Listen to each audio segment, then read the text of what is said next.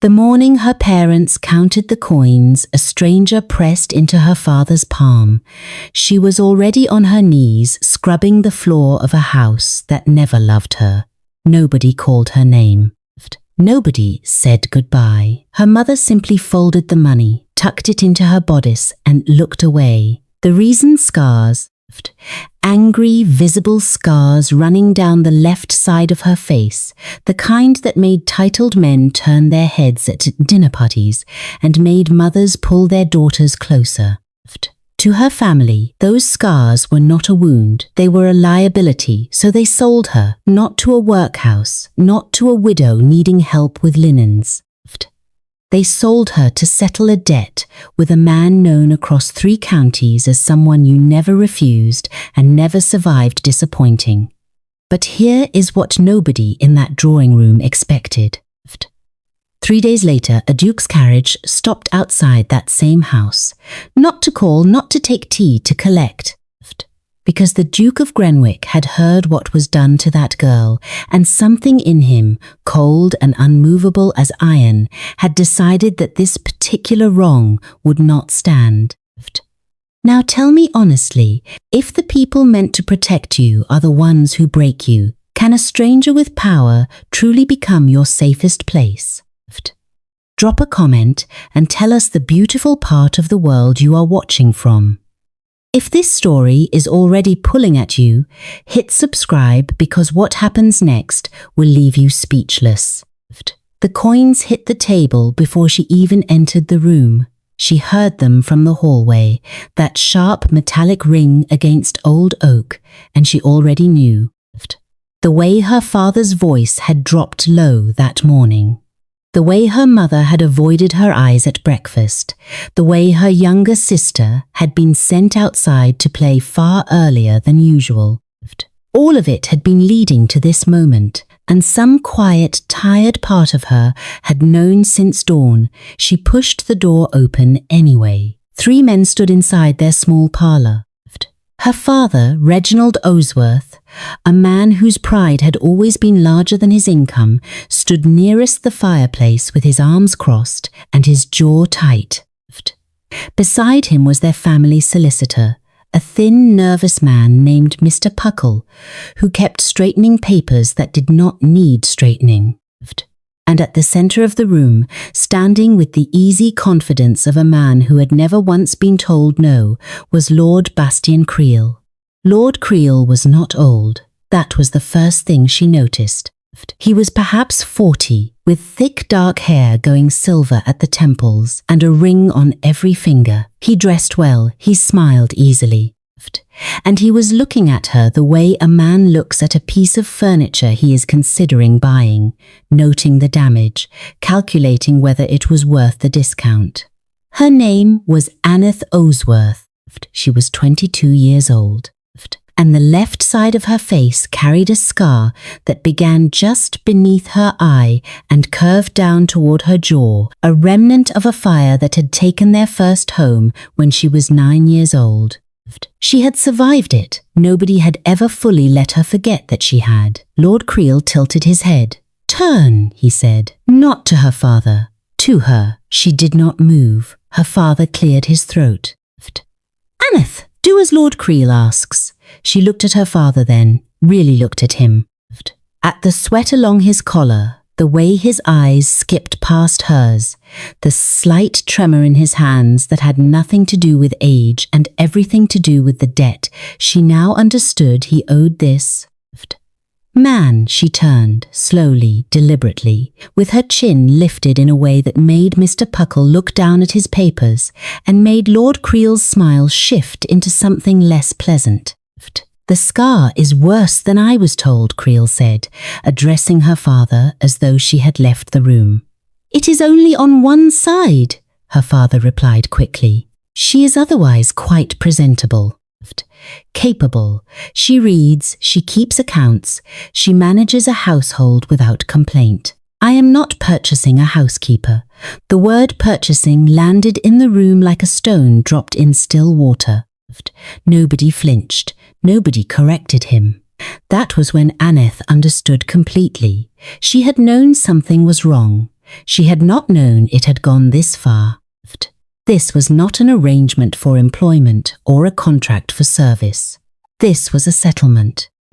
Her father owed Lord Creel a sum he could not repay, and she, the daughter nobody had found a match for, the one who made guests uncomfortable at dinner, the one her mother referred to in company as our other girl, was being handed over as the balance of an account. Her mother was not even in the room. Later she would understand why. Her mother, Harriet Osworth, was a practical woman in the coldest sense of the word. She had already grieved this decision and moved past it. The coins on the table were not payment. They were her parents receiving something back, a small sum Creel had offered as a gesture of goodwill, because taking a woman with no dowry and a scarred face still required one. Aneth turned back to face the room. "Where am I being sent?" Her voice came out steadier than she felt. Lord Creel answered without ceremony. "My estate in Dunfield. You will serve in my household under terms we will discuss upon arrival." "Under what terms specifically?" Her father made a sharp sound. "Aneth." But Lord Creel studied her with fresh interest. "You have questions, that is unusual." "I have more than questions," she said. "I have the right to know what I am being agreed into." For a moment the room was entirely silent, Mr. Puckle had stopped pretending to sort his papers. Her father had gone very still, and Lord Creel, to her surprise, let out a low, genuine laugh. "She has spirit," he said to her father, as though that were a pleasant discovery. "I will give you that, Osworth. She has spirit." Her father smiled with relief, as though being complimented on a horse he was selling. Aneth felt something in her chest go very quiet, not broken, not tearful. Just quiet in the way a fire goes quiet just before it dies or just before it spreads. She was taken from the house that same afternoon. She was given 30 minutes to gather her things. Her younger sister, Petty, who was 16 and soft-hearted in the way their parents had never allowed Aneth to be, pressed a small handkerchief into her hand at the garden gate and wept openly. "Write to me," Petty whispered. "Every week, promise me." "Every week," Aneth said. Their mother watched from an upstairs window. She did not come down. Their father stood at the front door with his hands behind his back. When the carriage began to move, and Aneth looked back through the small oval window, he had already gone inside. The road to Dunfield was long and cold. She sat across from one of Creel's household men, a square-faced attendant named Broth who slept most of the journey and smelled of pipe smoke and old leather. She did not cry. She pressed Petty's handkerchief between her palms and watched the countryside change from the familiar low hills around Osworth village to flatter, darker ground she had never seen before. She thought about what she was being taken to. She thought about Lord Creel's ringed fingers and his easy smile and the way he had looked at her like a problem he had agreed to accommodate. She thought about the word terms and what it might mean inside the walls of a house she had never seen, in service to a man with no clear reason to be kind. She thought about all of this, and she made herself one promise. Whatever Lord Creel's terms were, she would learn them, study them, and find every edge within them. She had survived a fire at 9 years old. She had survived 13 years in a house where she was treated as an embarrassment. She would survive this too. The carriage rolled on through darkening fields. Somewhere ahead, Dunfield waited. And somewhere in a direction she could not yet name, something else was already moving toward her, though she did not know it yet. Dunfield Estate smelled of damp stone and old ambition. It was large in the way that houses are large when the money that built them ran out before the vision did. Wide corridors with peeling gilt along the cornices. A grand staircase that creaked on every third step, portraits in heavy frames lining the walls, men with Creel's same dark eyes staring down with expressions of permanent disappointment. The kind of house, Aneth thought, that had never once been a home. She was shown to a room on the upper floor by a housekeeper named Mrs. Dunby, a compact, watchful woman in her 50s, who carried a ring of keys at her waist like armour and spoke in a tone that gave nothing away. "Lord Creel takes his supper at 8, Mrs. Dunby said, opening the door to a room that was small but clean. "He expects you at the table, not in the kitchen, at the table." Aneth set her bag on the narrow bed. "I was told I would be serving in the household." "You were told what Lord Creel wanted you to tell." Mrs. Dunby paused in the doorway. "What you actually are here, miss, is something closer to a companion, a permanent one. He will tell you himself at supper what that means. I would advise you to listen carefully and ask very little." She left. The keys clinked down the corridor. Aneth stood in the centre of the room and looked at the single window.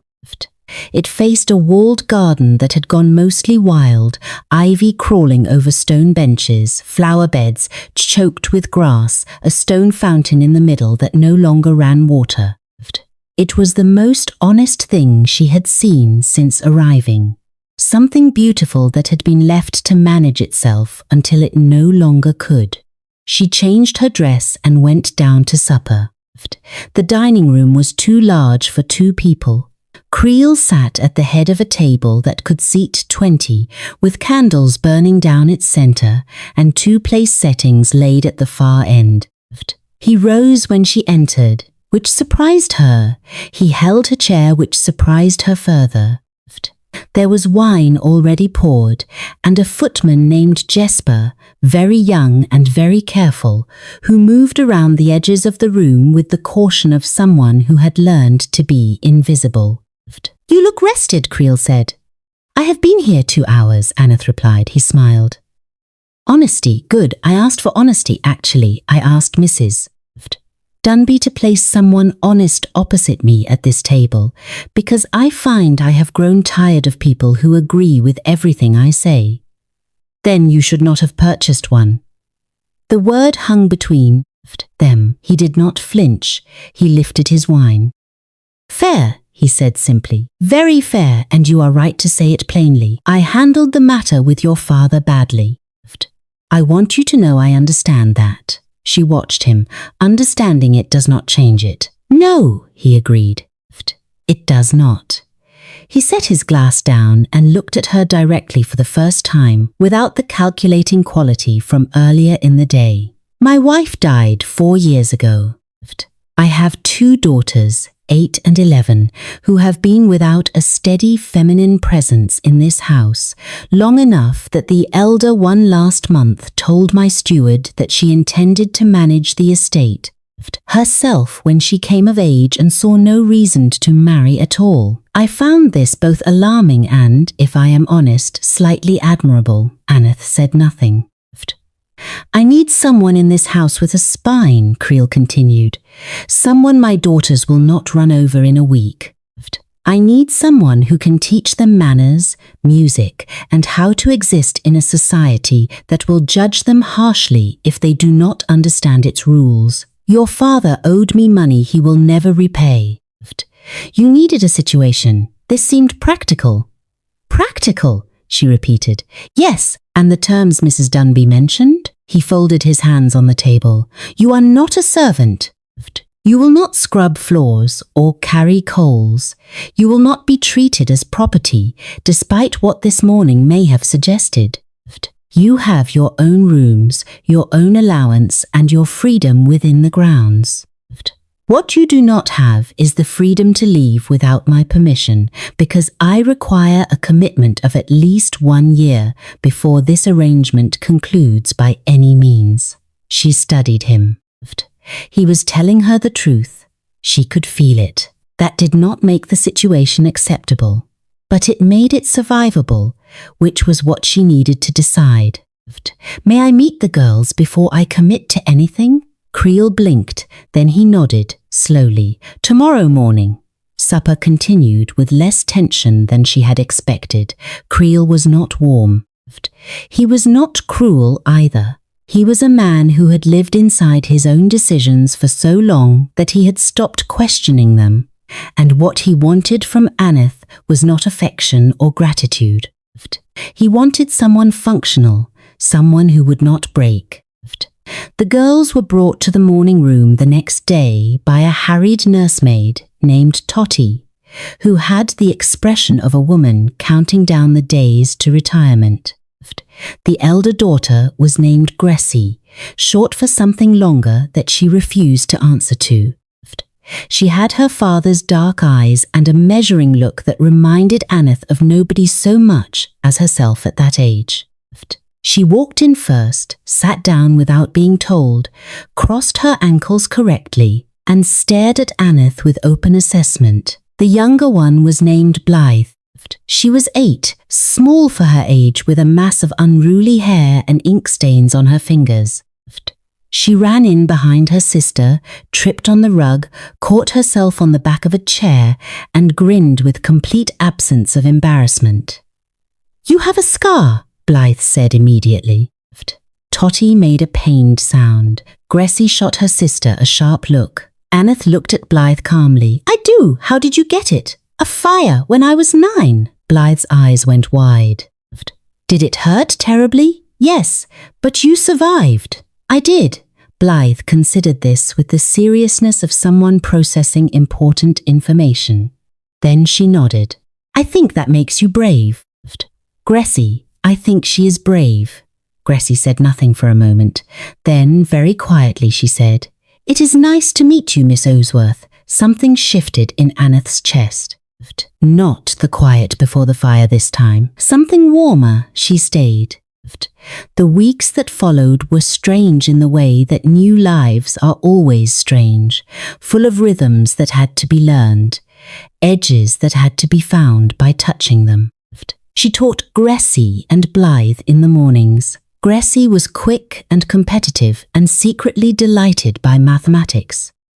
Blythe was dreamy and drew elaborate pictures in the margins of every exercise book, but could recite entire passages of poetry after hearing them twice. Creel observed from a distance.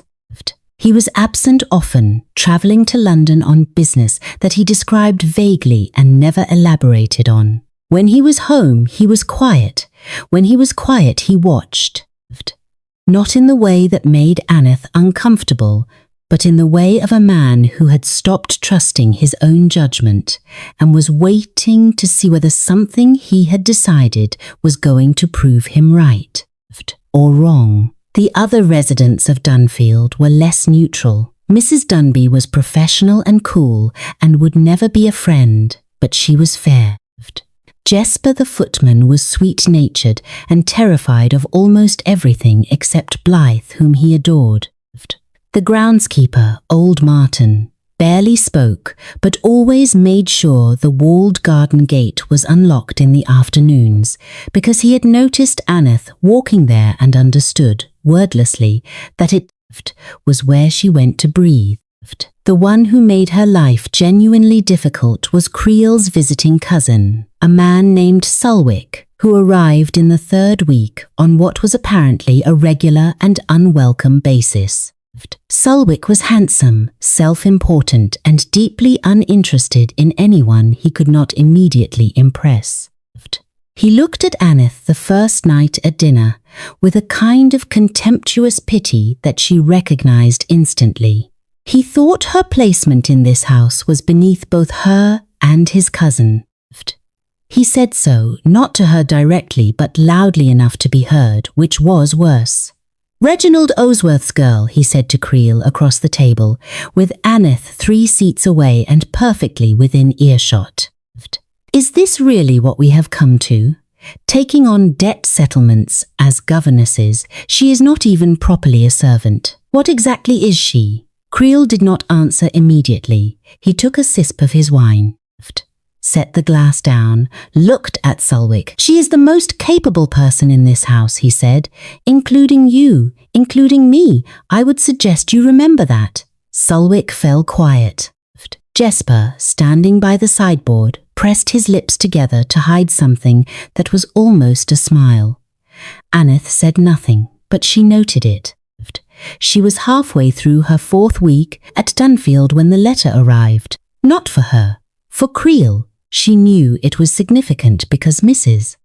Dunby, who never varied her expression, went pale when she read the name on the outer seal, and because Creel, when he opened it at breakfast, sat very still for a long time afterward and then said nothing for the rest of the meal.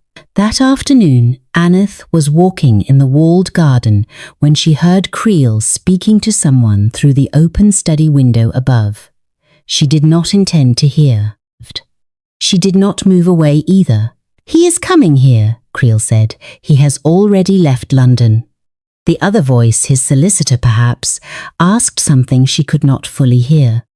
"Because the Grenwick estate borders Dunfield by 40 acres, Creel said, his voice lower now and tight with something she could not name. "And because the Duke of Grenwick does not travel unless he intends to act. And when the Duke of Grenwick acts, Puckle, nothing in the county stays the same." Aneth stood very still in the overgrown garden. The ivy moved in the wind against the stone wall. The dry fountain stood silent at the center of everything. She did not know why the name settled the way it did, somewhere behind her ribs, like a word in a language she had not yet learned, but somehow already recognized. The Duke of Grenwick was coming, and nothing, as it turned out, would stay the same. He arrived on a grey Tuesday morning with no announcement and no apology for the lack of one. Aneth was in the upper corridor with Blythe, working through a reading lesson beside the tall window that overlooked the front drive, when the sound of hooves broke the quiet. Not one horse, several. She looked down and counted 4 riders, flanking a black carriage so well maintained, it looked almost aggressive against the weathered stone of Dunfield's front steps. Blythe pressed her nose to the glass. "Who is that?" "I do not know yet," Aneth said, which was only partly true. The carriage door opened and a man stepped out. He was tall, broader in the shoulder than she expected, dressed in dark riding clothes that were plain enough to suggest he had no interest in performing wealth, only in possessing it. He did not look up at the house the way visitors usually did, with that slow, appreciative survey that people gave grand buildings.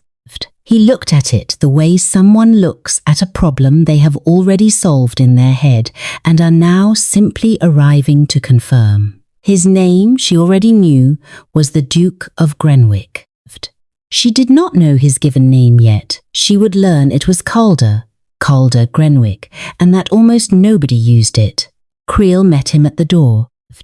Aneth watched from the window as the 2 men shook hands with the particular stiffness of people who respected each other without liking each other. There were 2 other men who stepped out after the Duke, one carrying a leather case of documents and one who stood slightly apart from the group with his arms crossed, scanning the grounds with the careful eyes of someone whose job was to notice things before they became problems. His name, she would later learn, was Fetch. He was the Duke's personal man and had been for 11 years Mrs. Dunby appeared at Aneth's elbow from nowhere in the way she always did. "The girls are to take their afternoon lesson in the East Room today," she said quietly. "Not the morning room. And they are not to come downstairs until I send word." "What is happening?" Aneth asked. Mrs. Dunby glanced at the window, then back at her. "The Duke of Grenwick is what is happening. And when he is in a house, Miss Osworth, the less visibility, the better for anyone who does not need to be seen." She left before Aneth could ask anything more. The day moved strangely after that. Creel and the Duke were closed in the study for hours. Sulwick, who had still not departed on his apparently endless visit, made himself conspicuously present in the hallway outside the study door until Fetch appeared at the far end of the corridor and looked at him once, just once, and Sulwick found somewhere else to be within 30 seconds. Aneth taught. She kept the girls occupied with a history lesson that turned into an animated argument between Gressy and Blythe about whether ancient queens had more actual power than ancient kings, which was the kind of argument she encouraged because it meant they were thinking. She did not let herself hover near doors or strain to hear voices from below. She had enough self-respect for that. But at 3:30, everything changed. Blythe, who had the attention span of a sparrow and the curiosity of something considerably more dangerous, slipped out of the East Room while Aneth was correcting Gressy's written exercise. By the time Aneth noticed the empty chair, she could already hear the small, rapid footsteps on the staircase going down. She went after her immediately. She found Blythe in the entrance hall, standing completely still, staring up at the Duke of Grenwick, who had emerged from the study at precisely the wrong moment, and was now looking down at the small, ink-stained child blocking his path with an expression that was not unkind, but was entirely unreadable. "You are very tall," Blythe informed him. The Duke looked at her. "I am aware. Are you here to take our house?" A pause. "No, Sulwick said you might be." Something moved behind the Duke's eyes. "Did he?" Aneth reached the bottom of the stairs. "Blythe." Her voice was calm and firm. "Come away, please." The Duke looked up, and for the first time she was close enough to see his face properly. He was perhaps 35. With sharp angles to his jaw and a quality of stillness about him that was not cold exactly, but was contained, the way a very deep river is still on the surface. There was a scar, she noticed, along his right hand where it rested at his side. Old and faded, but there, he noticed her noticing it and did not react. His eyes moved to the left side of her face. Not with pity, not with a calculating appraisal of Lord Creel on that first day. With something she could not immediately name, something that looked almost like recognition, though they had never met. "Miss Osworth," he said. She went very still. "You know my name." "I know a great many things," he said. "That is generally my difficulty." Creel appeared in the study doorway behind him. His face, when he saw Aneth standing there with the Duke's attention on her, shifted into something careful and controlled. "Miss Osworth manages my daughter's education," Creel said. His tone was light. Too light. "Yes," the Duke said. He had not looked away from her. "I know what Miss Osworth does here." There was something underneath those words. She could feel the weight of it, even if she could not yet see its shape. Before she could speak, Blythe took her hand and leaned against her arm, and the small warm pressure of it was the only steady thing in the room. "Go upstairs with your sister," Aneth said quietly. Blythe went, casting one last enormous look over her shoulder at the Duke as she climbed. The Duke watched her go with something that might, in a different light, have been the beginning of a smile. Then he looked at Aneth once more. "I will be staying at Dunfield for 3 days," he said. "I expect we will speak again." It was not a question. He went back into the study. Creel followed. The door closed. Aneth stood alone in the entrance hall with the particular feeling of someone who has just stepped onto ice and cannot yet tell how thick it is. That evening at supper, the atmosphere in the dining room was entirely altered. The Duke sat at Creel's right. Sulwick sat further down the table than usual and was noticeably quieter. Aneth was placed, as she had been every night, at the lower end near the girls, though tonight the girls had been allowed to stay for the first course as a small occasion. Gressie was on her best behaviour. Blythe spent most of the meal watching the Duke, with the open fascination of someone studying a very large and interesting animal. The Duke ate with the economy of a man who found meals useful rather than enjoyable. He spoke to Creel in short, precise exchanges about land boundaries and water rights, and some matters involving a bridge that both men clearly cared about more than they were letting on. He did not speak to Selwick at all, which Aneth found interesting. Then he spoke to her. "What are you teaching them currently?" He directed it toward her end of the table without raising his voice. The table went slightly quiet. Selwick looked up. "History, mathematics, literature, and geography," she said. "Gressie is working through economic principles. Blythe is writing her first extended composition." "On what subject?" Blythe answered before Aneth could. "On whether rivers decide where to go or whether the land decides for them." The Duke looked at Blythe for a moment. "What conclusion have you reached?" Blythe thought about it seriously. "That the river thinks it decides, but the land already knew." Silence. Then the Duke said, "That is the most accurate description of power I have heard in some time." He picked up his wine. "Carry on, Miss Osworth." Selwick made a quiet, dismissive sound. Nobody acknowledged it. After supper, Aneth returned to the upper floor and sat at the small writing desk in her room. She picked up her pen to write but to Petty, as she did every week. She wrote about the house and the girls and old Martin's garden.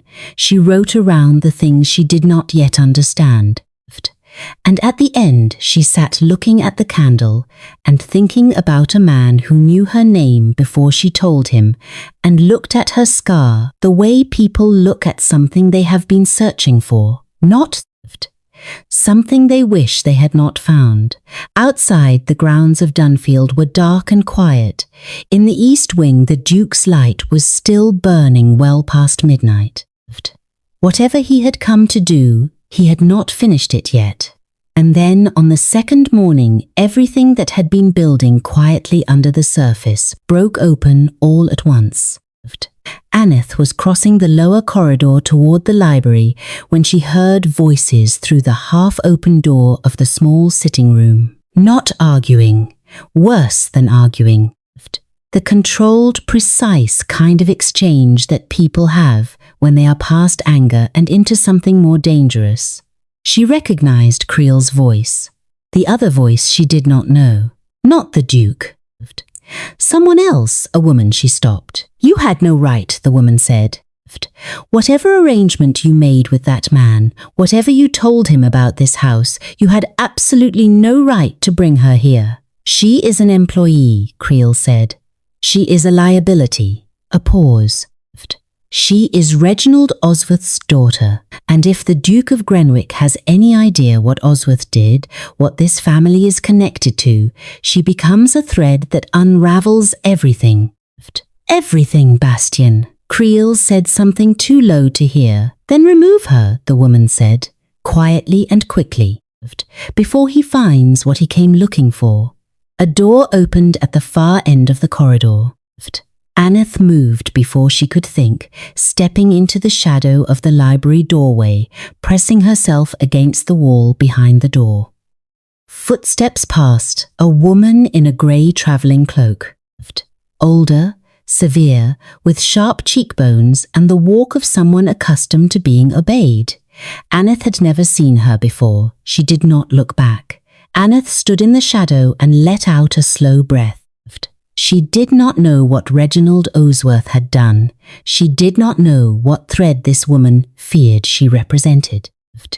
But she understood in her bones what removing her quietly meant, and she understood that she was standing inside a situation that was considerably larger and more dangerous than a man with debts and two motherless daughters. She needed to know what the Duke had come for. More than that, she needed to know it before whoever that woman decided that silence was no longer fast enough. The woman in the grey cloak was named Lady Prest. Aneth learned this from Jesper, who learned everything and said nothing unless he trusted you, and had, over 4 weeks, quietly decided that he trusted Aneth. Lady Prest was Creel's older sister. She did not visit often. When she did, it was never social. She came once before, Jesper said, keeping his voice low as he set the breakfast things 2 years ago. 3 days after she left, Lord Creel dismissed his Preesfiat solicitor and hired Mr. Puckle. Nobody was told why. Aneth filed this away and said nothing. She needed to be careful now. Lady Prest had not looked at her directly, but that meant nothing. Women like Lady Prest did not need to look directly at things to see them. They gathered information the same way cold air moves through a room, finding every gap, touching everything, and noticed only when it was too late to close the window. The Duke spent his second morning in the grounds with Fetch and Martin, walking the boundary of the property with the measured tread of someone pacing out a decision. Aneth watched from the library window while the girls worked. She had a clear angle on the far east corner of the grounds where the Grenwick estate began, marked by a low stone wall that had been repaired on one side and left crumbling on the other. The Duke stopped at that wall for a long time. He crouched, examined the stonework, and stood. He and Fetch exchanged words. Martin pointed toward the old fountain in the walled garden, then toward the tree line beyond. Then the Duke looked up at the house. His gaze went directly to the library window, directly to her. She did not step back. He held her gaze for a moment, then turned back to Fetch and said something that made the other man glance up at the window as well. Aneth turned back to the girls. Her pulse was doing something irregular that she refused to acknowledge. An hour later, Fetch appeared at the library door. "His Grace requests a word with Miss Osworth," he said. "At her convenience." The words were polite. The tone suggested that her convenience and the present moment were expected to be the same thing. Gressie looked up sharply. Blythe made an interesting noise. "Continue your work," Aneth said to both of them, and followed Fetch out. He led her not to the study, but to the walled garden, which surprised her. The Duke was standing near the dry fountain with his hands behind his back, looking at the ivy-covered walls. He turned when she entered through the gate. "You spend time here," he said, "in the afternoons when the girls rest." Martin mentioned it. He looked at the fountain. "This garden belonged to the Grenwick estate originally. 40 years ago, the boundary was redrawn by my grandfather in a private agreement with the previous Creel. The agreement was never formally registered.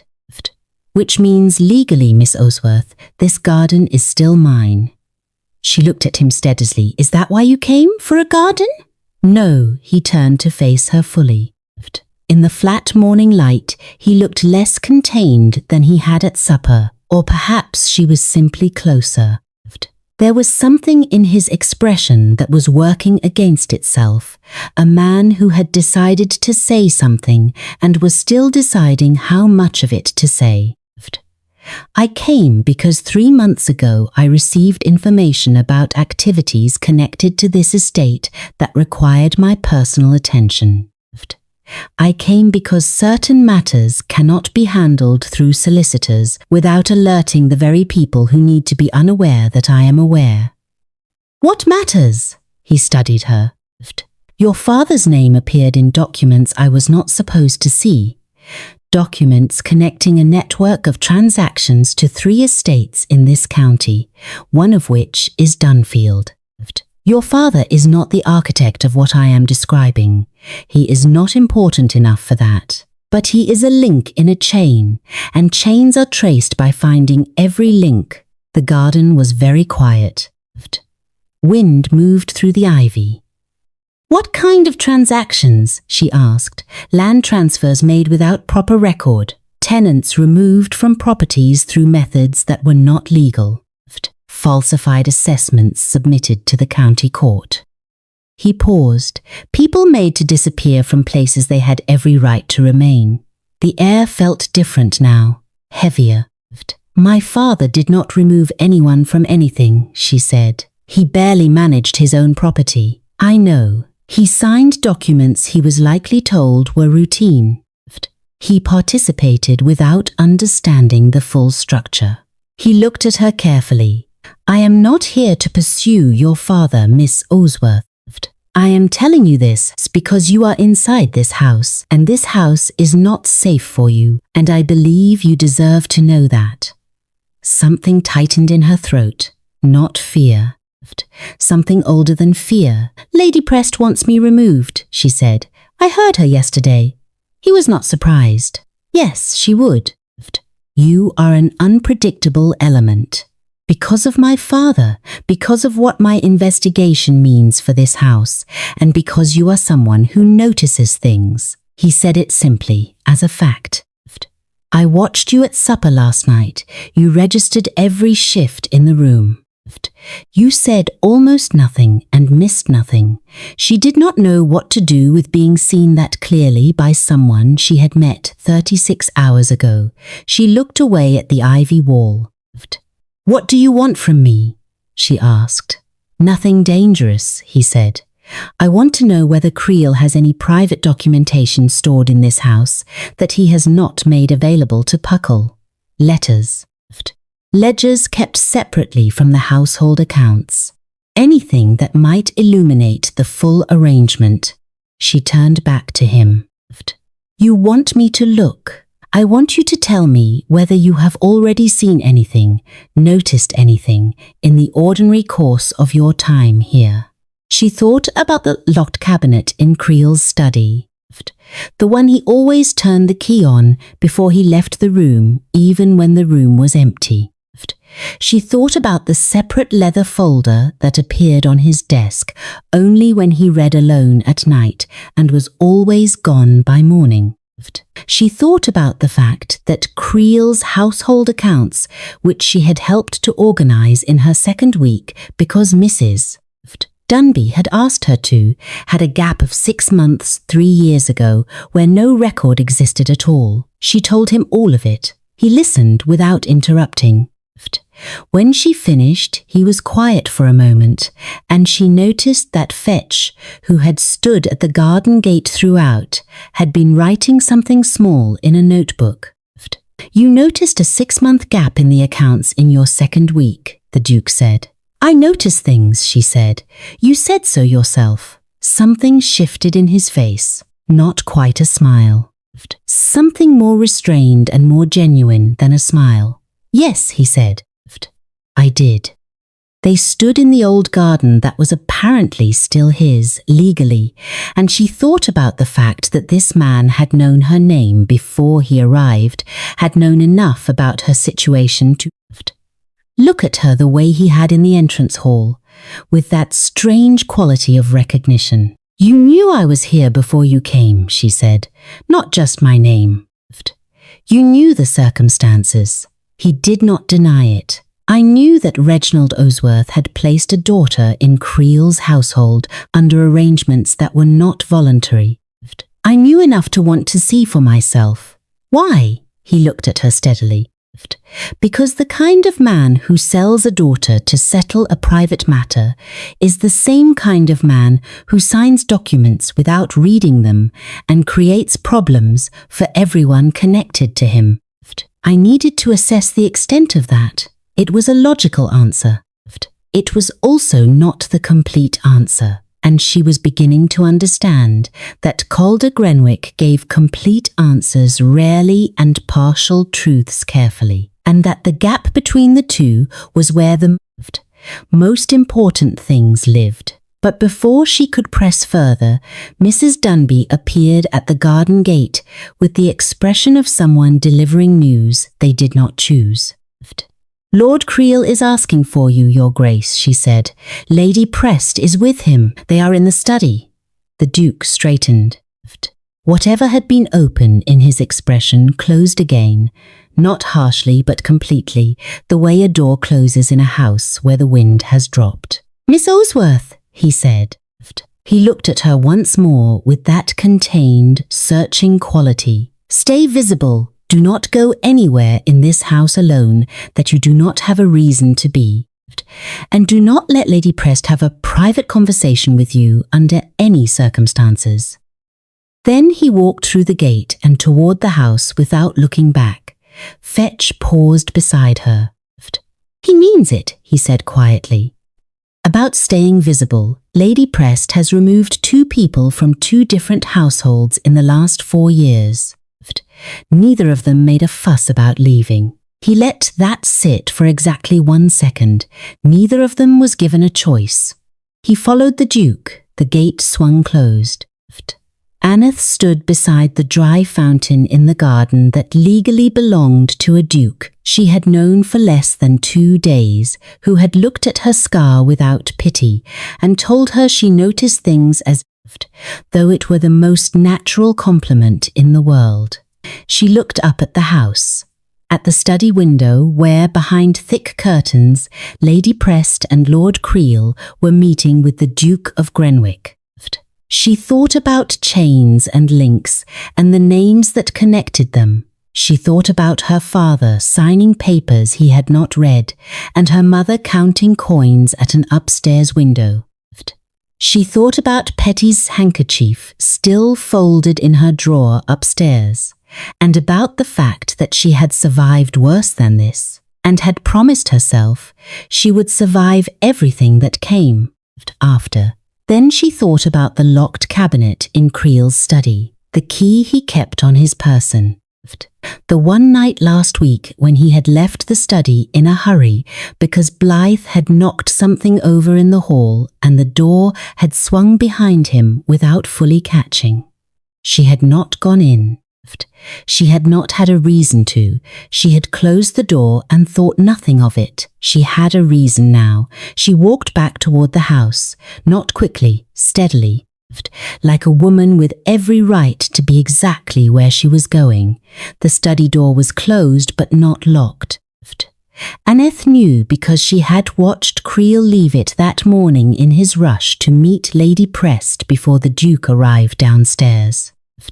She had been at the top of the staircase with a book under her arm and had seen the handle turn without the distinct click that meant the key had been used. In 11 years of living inside a house where nothing belonged to her, she had learned the sound of every lock. She did not go immediately. That would have been foolish. She went to the morning room first, settled Gressie and Blythe with their afternoon exercises, told Totty she would return in 20 minutes, and walked the long way around through the back corridor, toward the study with the unhurried pace of someone going nowhere in particular. The house was not empty. She could hear voices from the drawing room above, the Duke's low measured tone, Lady Prest's sharper one, Creel somewhere between them, softer than both. Jesper was in the dining room polishing silver. Mrs. Dunby was in the kitchen, overseeing the afternoon preparations. Aneth counted every sound, located every person. Then she opened the study door and went in.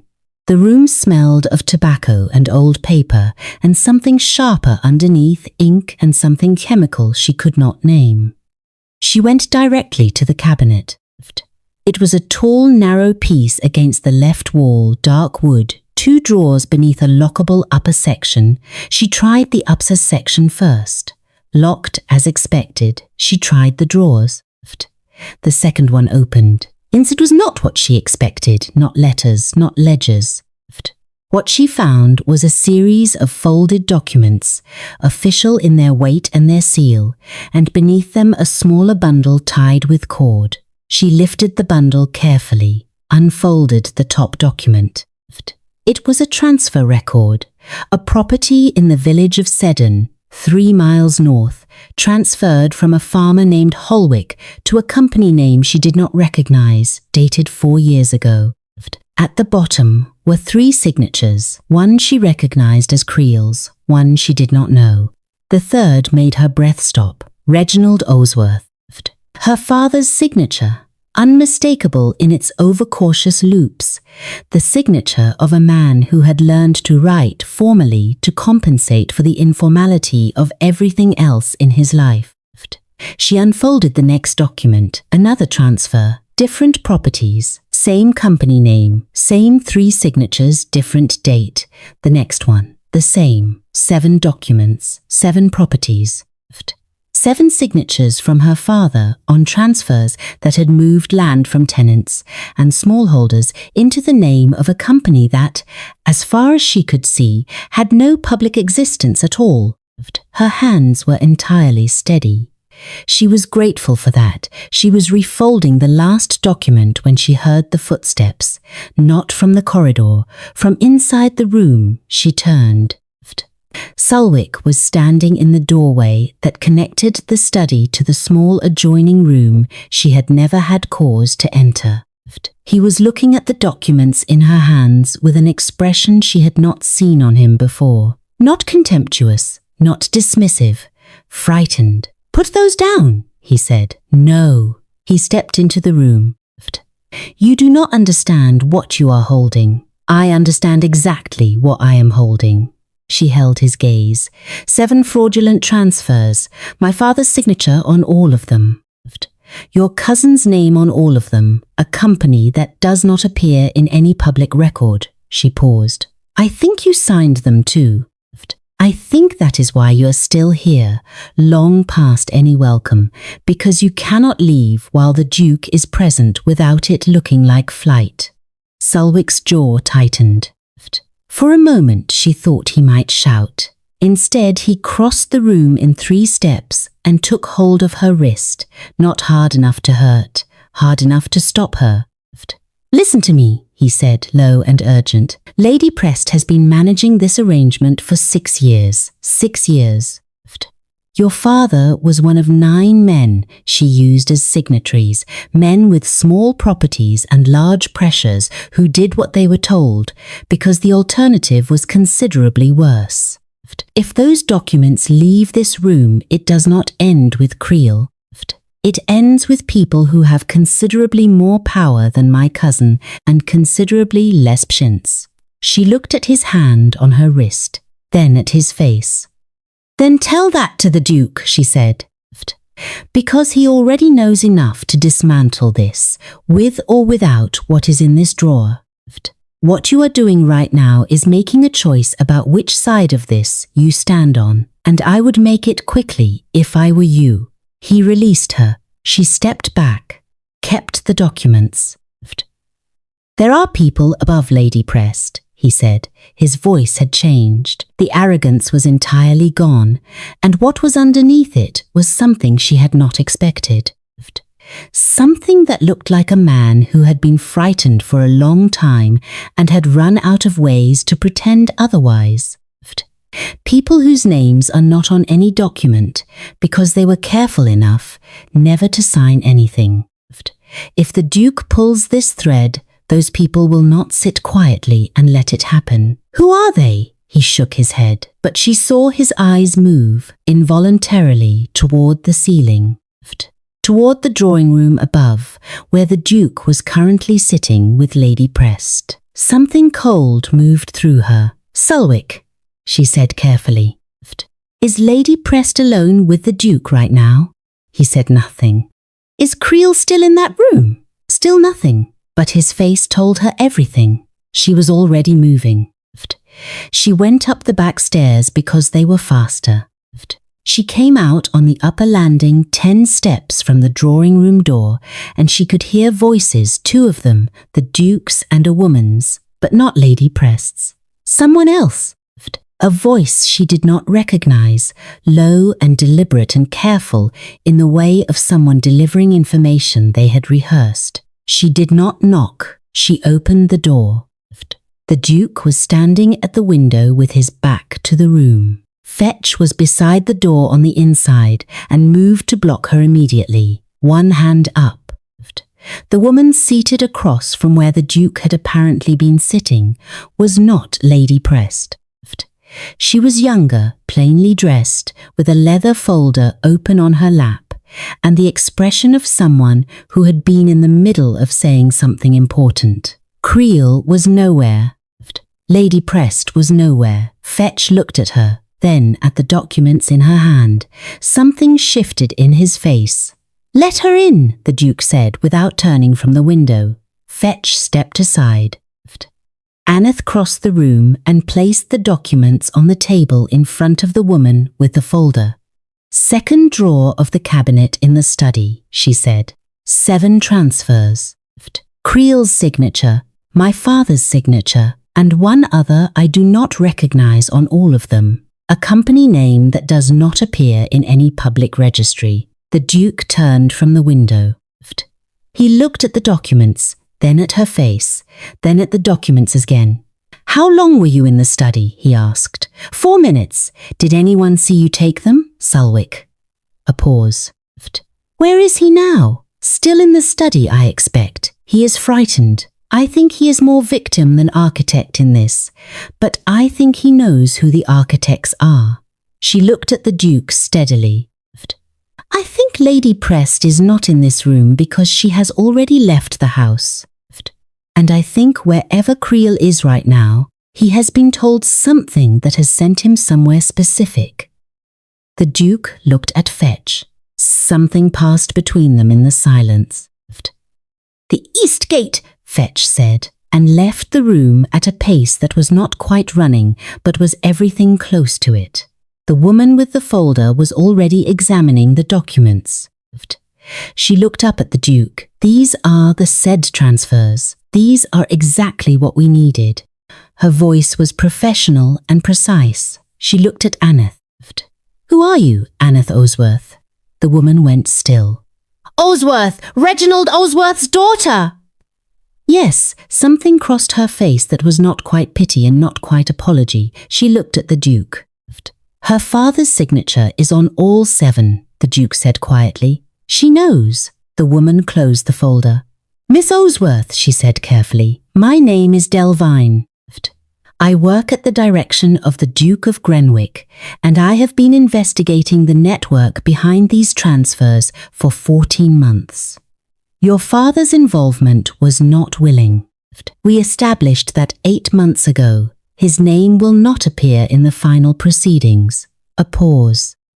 "But I need you to understand that what you have just brought into this room changes the timeline considerably. Lady Prest will know these are gone within the hour." "Then we have less than an hour," Aneth said. The Duke was watching her. That contained, searching quality was back, but it was different now. Not assessing. Something more direct, more unguarded, moving behind his eyes like a current beneath still water. "You are remarkably calm," he said. "I have had practice," she said. Outside, somewhere below and to the east, there was the sound of a horse moving fast, then shouting. Then the distinctive authoritative boom of Fetch's voice cutting across the grounds like a bell struck hard. They had found something at the east gate. What Fetch found at the east gate was a carriage already moving, Lady Prest inside it and Creel on horseback beside it, and in the carriage, wrapped in cloth and strapped to the seat opposite Lady Prest, a locked box that contained, as they would discover, within the hour, every original document that Delvine had spent 14 months trying to locate. Creel had known. Not everything, not the full depth of what Lady Prest had built across 6 years and 9 counties, but enough. He had known that the Duke's visit was not about boundary walls or water rights, and he had known that when it ended, the house would not be the same, and neither would he. So he had made a choice. He had chosen Lady Prest over whatever remained of his own conscience, and he had moved the box at the first opportunity. What he had not calculated was Fetch. Fetch had been doing this for 11 years. He stopped the carriage at the boundary wall with 2 of the Duke's riders, flanking it before Creel had covered 50 yards. Lady Press did not raise her voice. She sat inside the stopped carriage with perfect composure and said nothing, which was, as Delvine explained later, exactly what a woman who had spent 6 years building a structure she believed was untouchable would do. She believed, until the documents were taken from the box and matched against the ones Aneth had retrieved from the study drawer, that there was still a version of this she could manage. That belief ended when Delvine laid the papers out on the dining room table and showed the county magistrate, who had been summoned from the village and arrived looking irritable and then looking pale. Exactly what they represented: 9 properties, 47 tenants were removed. A company that existed in name only, funneling the transferred land values into accounts held under false names in 3 different institutions.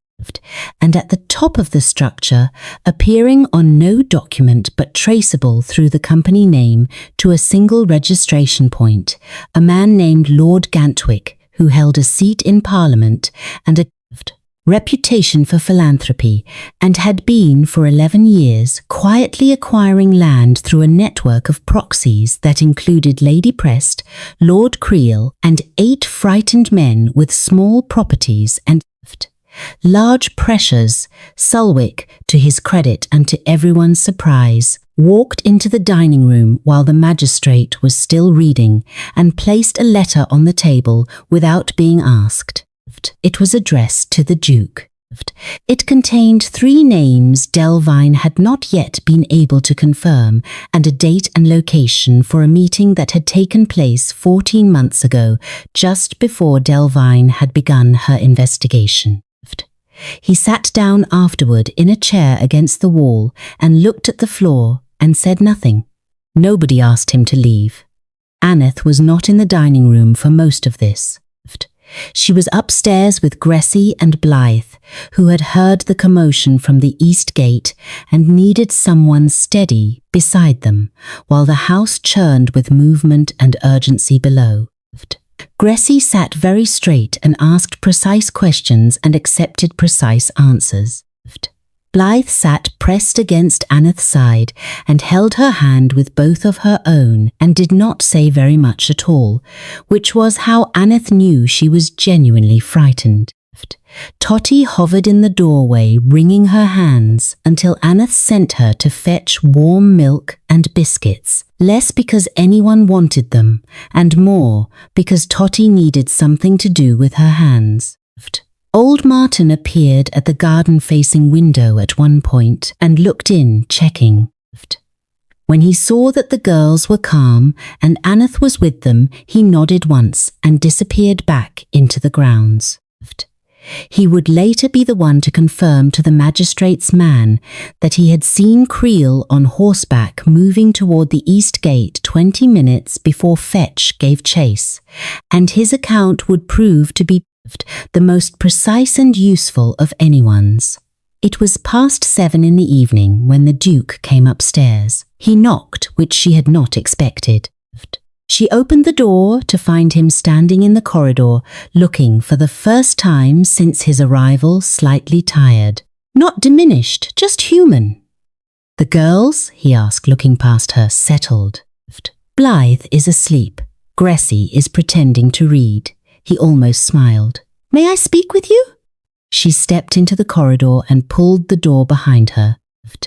They stood in the dim upstairs hallway with the sounds of the house below them and the particular quiet of a place where something large had just passed through and left everything rearranged.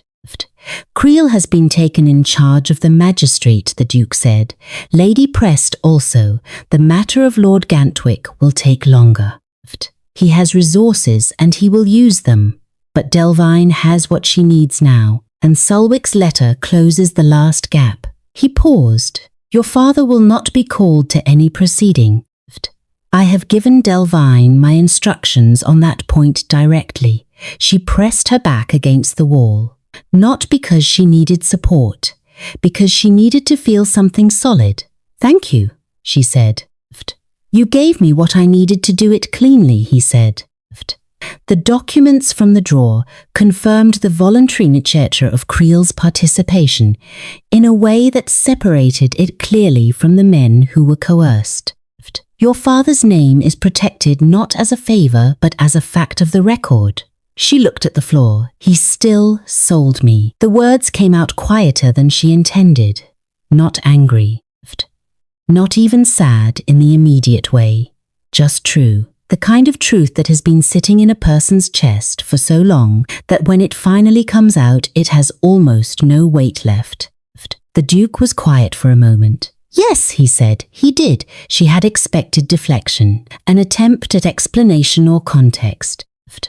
What she got instead was the simple confirmation of what was true, offered without apology or elaboration, and it was somehow the most respectful thing anyone had said to her in a very long time. "What happens to the girls?" she asked. "Creel has a brother in Wiltshire, a decent man from what I know of him.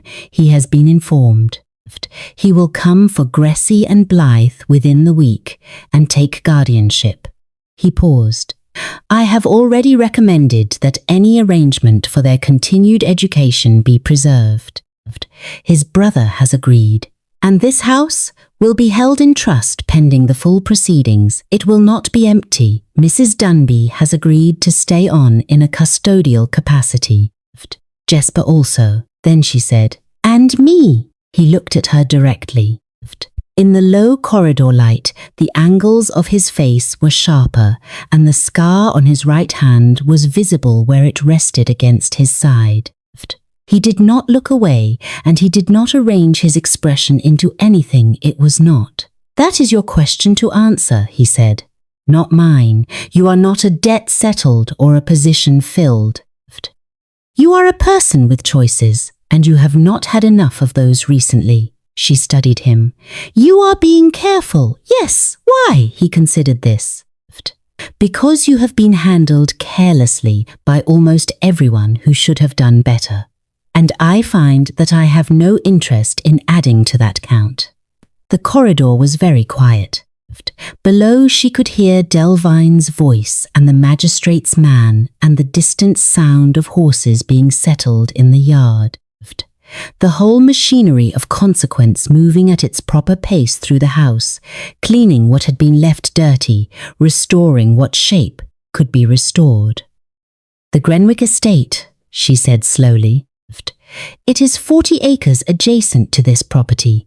"Yes. Does it have a library?" Something moved in his face. "An extensive one, poorly organized." "My last 3 attempts to find someone willing to impose order on it have ended within a month." "Because they were not looking for the right person," she said. He looked at her for a long moment. "No," he said, "they were not." She pushed off the wall, straight. Looked at him the way she had looked at Lord Creel on the first day, chin up, clear-eyed, not performing courage but simply wearing it because it was the only thing that had ever actually kept her standing. "I want a proper salary," she said. "Not an allowance, a salary, and my own rooms with a window that faces the grounds. And I write to my sister every week without exception." "Agreed. And nobody in that house makes any remark about my face, not once, not in jest, not in pity. Anyone who does will be looking for employment elsewhere by the following morning," he said, without drama. As a simple fact, she believed him. Outside, the last of the evening light was going. Through the window at the end of the corridor, the grounds of Dunfield were all shadow and long grass, and just visible beyond the boundary wall, the tree line of Grenwick Estate stood dark and solid, against a sky still faintly gold at its edge. "There is one more thing," the Duke said. She looked at him. "My household will have questions about who you are and how you came to be at Grenwick. Society will have opinions.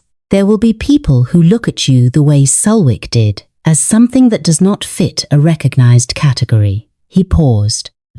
I want you to know that how you are seen in my house is determined by me, and I have already decided. How have you decided? She asked. He looked at her with that direct, unguarded quality that she was beginning to understand was not his public face, but his real one, the one that existed underneath the stillness and the control. One that came out in old gardens and dim corridors when the performance of position was no longer necessary. As someone who walked into a stranger's house with nothing, noticed everything, protected 2 children, retrieved evidence that 14 months of investigation had not produced, and stood in a drawing room doorway without knocking because she had already assessed that time mattered more than protocol. He paused. I have decided that you are exactly who this house has been missing. Aneth stood in the corridor of a house that was not hers, in a life that was still being built from materials she had not chosen, with a scar on her face that had once been the price her family put on her, and was now simply part of the landscape of who she was. She thought about Petty at the garden gate pressing a handkerchief into her hand. She thought about Blythe saying, "She thought that made you brave." She thought about her mother at the upstairs window who had not come down, and her father at the front door who had already gone inside, and the long road to Dunfield through darkening fields, and the promise she had made herself in the carriage that she would survive this and find every edge within it. She had done that. She had done considerably more than that. "When do we leave?" she said. The Duke's expression settled into something quiet and certain and entirely without performance. "Tomorrow morning," he said, "if that suits you." She looked out the corridor window at the gold edge of the sky above the Grenwick tree line, at the boundary between what had been and what was coming. At the line she was about to cross on her own 2 feet, by her own choice, towards something she had not been sold into or pressed toward or managed into by someone else's calculation. "It suits me," she said. And that was how Aneth Osworth left behind the house that had held her like a weight and stepped toward the one that would hold her like a home, not with fanfare, not with ceremony, with a salary agreed, a window promised, and a weekly letter to her sister. With her chin lifted and her scar catching the last of the evening light, and no one in the world left who could tell her it made her worth less. She was worth everything. She had always been.